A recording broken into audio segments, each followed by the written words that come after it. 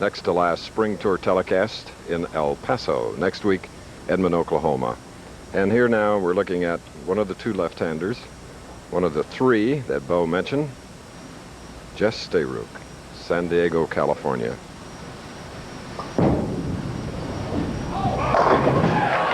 Jess, in his first television of 1990, he has left the 7-pin, Bo.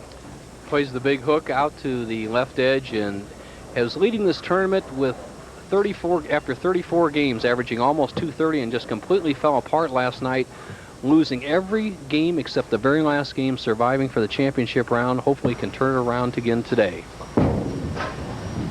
So marking with a spare now, and his opponent quickly up is Scott Devers of Centerville, Indiana. That's a suburb of Richmond, Indiana. And using a lot of the approach.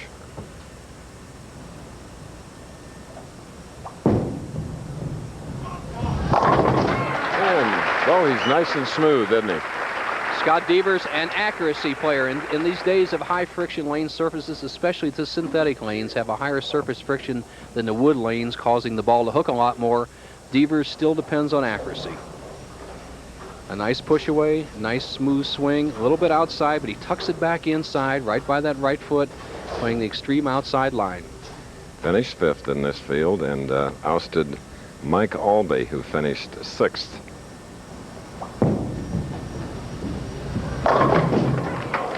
Leaving a 7-pin, the young 28-year-old professional who at one point in the event here in El Paso was 64th. That was after the first round, but then steadily advanced, and after great play last night is in this number 5 spot.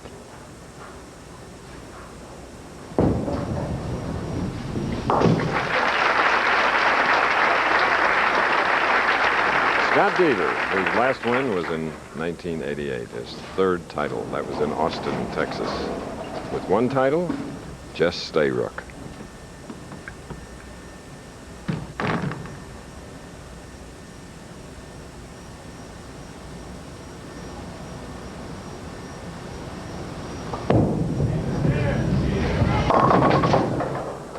Is cutting through and leaving the 2-4-7. Stayrook, a hot and cold player with a big hook ball. In his 42 games to qualify for the championship round over the last 4 days, he's had games of 152, 155, 158, and then interspersed in there, as you see his style, were a 279 and a 300. He has an inside-out swing, the big hook goes a little high, the 2-4-7, a tough spare.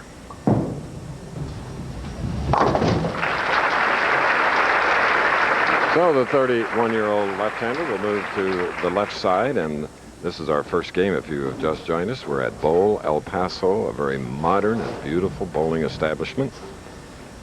Winner will meet Billy Hall, and then David Traber, and our tournament leader from Oklahoma City, Joe Salvemini.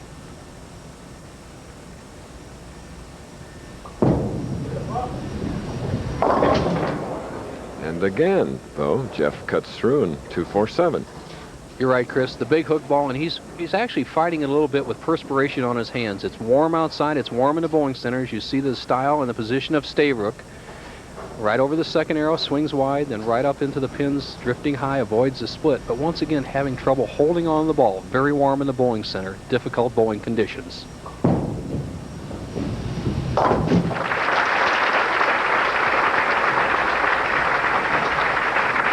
There is more humidity outside than is usually the case here, Bo.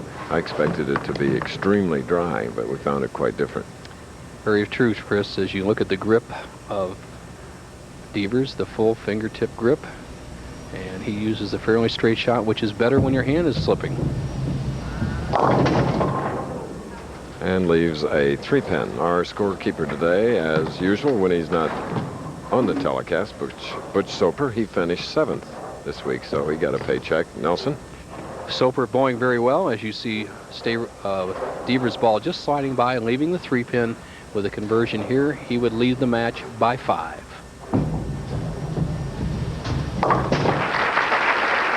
All right, Scott Devers. We asked him earlier to describe how he got involved in bowling.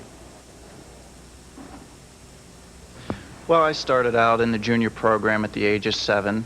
I bowled in it for about 7 or 8 years, and I finally got a part-time job at one of the local bowling centers. And that was at the age of 16. That's when I started taking the game serious, and I just developed and practiced a lot harder, and here I am today.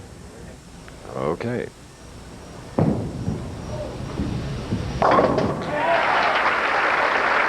My second job in broadcasting was in this man's hometown, WKBV in Richmond, Indiana.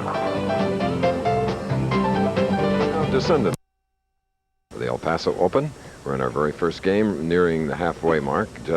Jess Stayrook of San Diego, one of 3 left-handers in our field today, is trailing by 5 pins. He has a spare up shooting in the 4th frame.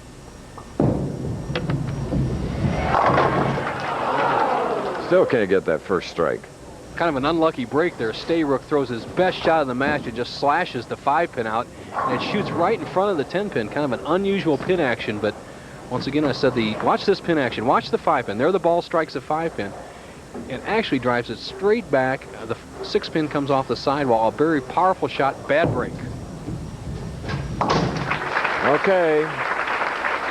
We asked Jess who